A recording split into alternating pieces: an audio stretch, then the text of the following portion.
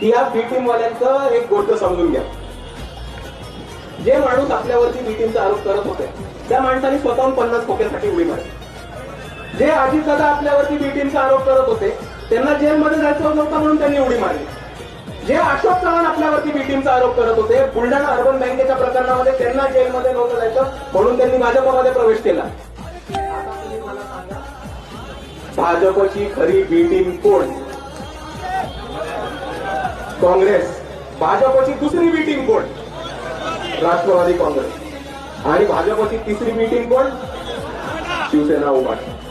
आता मित्रांनो मी तुम्हाला एक गोष्ट सांगतो, या येड्या बांधवांना जितकं बोंबलायचंय तितकं बोंबलू द्या, आपल्याला फरक पडत नाही. आपण आपलं काम करत राहू, आपण आपल्या मार्गाने चालत राहू. आणि ज्या पद्धतीने वंचित बहुजन आघाडी उभी राहते, ज्या पद्धतीने वंचित बहुजन आघाडीचे कार्यकर्ते ऍक्टिव्ह म्हणून मुद्दे हातात घ्यायला लागले, येत्या काळामध्ये आपल्याला कोणीही रोखू शकत नाही. मित्रांनो एवढं आपण सर्वांनी समजून घ्या आणि एवढा आत्मविश्वास आपल्या सर्वांनी बाळगून घ्या.